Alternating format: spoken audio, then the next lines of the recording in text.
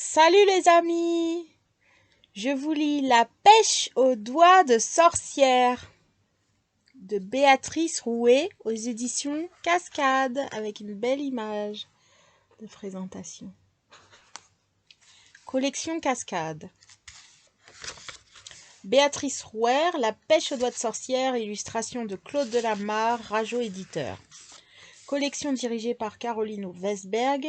Couverture Anne Bozelec, ISBN 27002-2310-1, ISSN 1142-8252, Rajo éditeur, Paris 1995.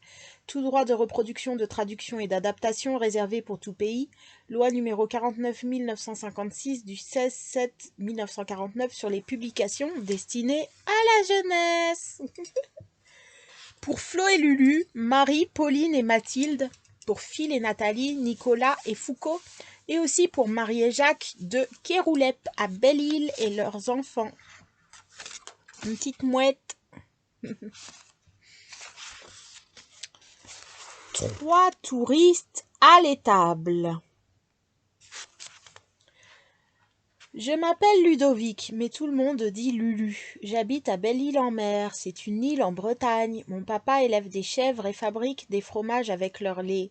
L'été, l'île est remplie de touristes. Ils viennent chez nous, à la ferme, regarder comment on traite les chèvres. C'est comme ça d'ailleurs que la grande aventure a commencé. Ce soir-là, j'étais à l'étable, occupée à donner de l'eau aux chèvres. La treilleuse électrique ronronnait doucement, mon grand frère Phil sifflait des airs bretons et mon père travaillait à la laiterie. Soudain, j'ai vu entrer une acrobate, une fille toute rousse et toute frisée qui faisait la roue sur la paille. J'ai pensé, elle est folle celle-là, elle va se piquer les mains. Et justement, une autre fille est arrivée derrière elle en disant « Arrête Marion, tu es folle, tu vas te faire mal aux mains !» La folle a éclaté de rire et a plongé en pirouette au-dessus de la bassine d'eau. Mon grand frère Phil s'est arrêté de siffler et a froncé les sourcils. Il n'aime pas qu'on fasse les fous dans l'étable. Pourtant, cela ne faisait que commencer. Les deux filles étaient avec une espèce de zigoto qui suçait un carambar dégoulinant. Il avait l'air très occupé à lire la blague écrite sur le papier et soudain il a regardé Phil en lançant « Avec quoi faut-il prendre la température d'un serpent qui a l'air malade ?» Mon frère a ouvert des yeux ronds. J'ai tout de suite répondu « Avec précaution !» Non, mais moi aussi je lis les papiers de carambar.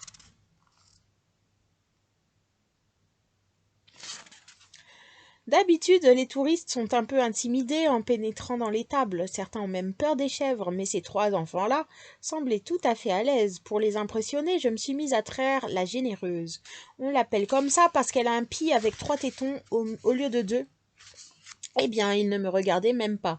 Le garçon était monté sur le tracteur, la fille rousse voulait faire du cheval d'arçon sur le dos d'une chèvre, et sa copine ramassait tranquillement des plumes de mouette qui traînaient dans l'étable.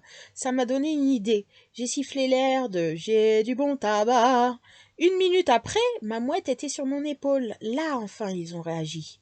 Marion, la fille rousse. « Tu as une mouette apprivoisée ? Elle s'appelle comment ?» Moi, un peu crâneur. Elle s'appelle Gaïa. Je l'ai trouvée dans mon jardin un matin, juste avant de partir à l'école. C'était encore un bébé. Elle a dû vouloir s'envoler trop tôt de son nid. Le vent l'a poussée et elle est tombée chez nous. Marion.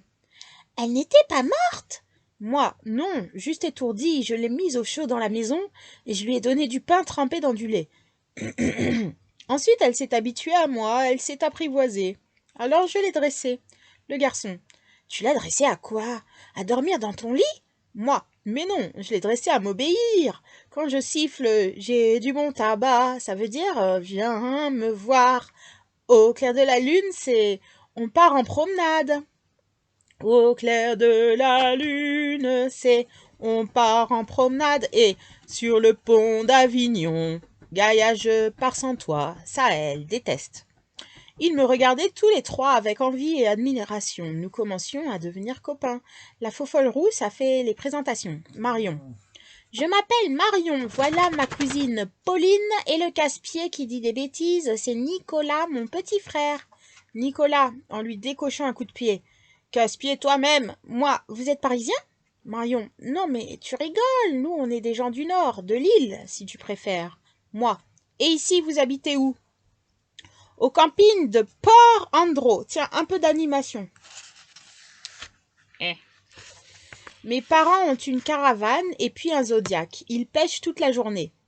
En entendant parler de pêche, j'ai dressé l'oreille. Il faut dire que j'ai beau habiter une île, je ne vais pas souvent en mer. Je ne vais pas souvent en mer.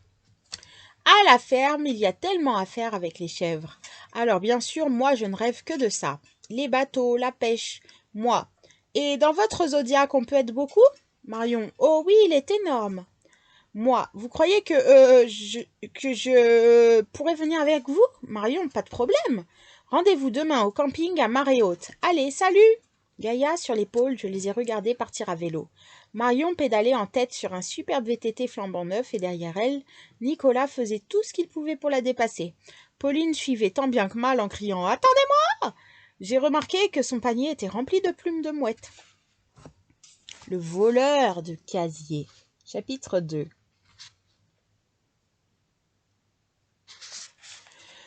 Le lendemain, un peu avant l'heure de la marée haute, j'ai sifflé au clair de la lune pour que Gaïa me suive et hop, sur mon vieux biclou, en route pour la pêche. Le camping de Port-Andro est situé juste en face de la plage, ce qui est quand même drôlement pratique. Je me demandais comment retrouver mes nouveaux amis, mais avec Marion qui remue tout le temps, c'était facile.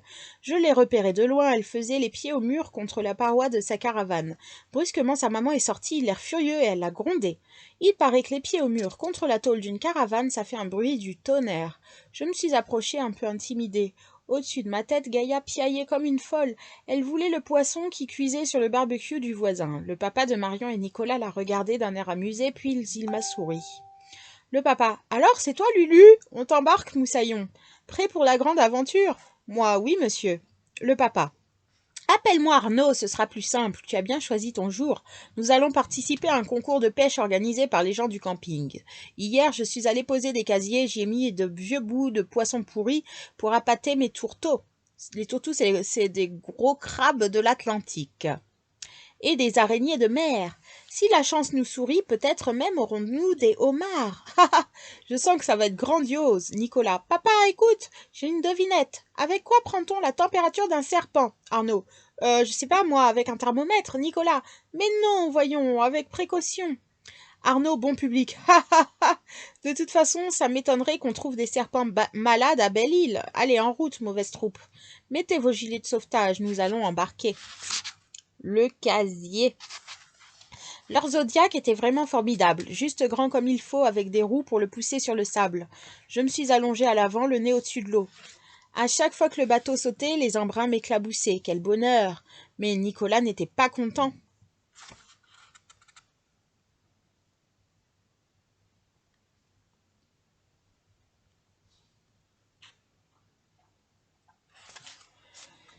Nicolas. C'est mon tour d'aller à l'avant. Marion. Non, c'est à moi. Pauline. Et moi alors? Nicolas. D'abord, toi, tu as toujours peur. Arnaud. Taisez-vous. Honneur à l'invité, honneur à Lulu. Mais tu dois nous promettre le secret. Moi. Le secret de quoi? Arnaud. De l'endroit où nous posons nos casiers. Il ne faut pas que les autres pêcheurs découvrent notre coin.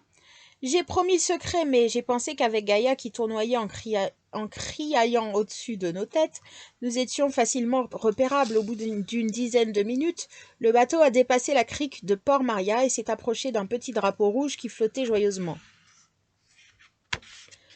C'est notre premier casier, expliquait fièrement Arnaud. Il est sûrement rempli de trésors. En fait, de trésors, il n'y avait rien du tout au fond de ce casier. Rien de rien.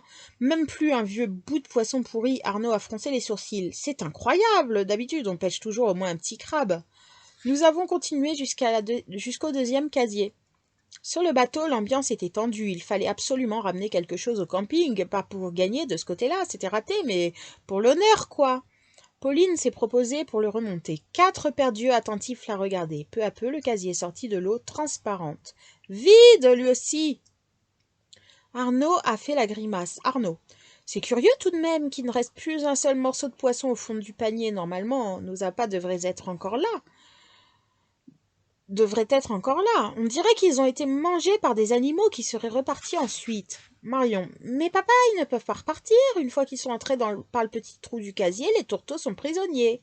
Arnaud, tu as raison, je ne vois qu'une explication. Nicolas, on les a volés.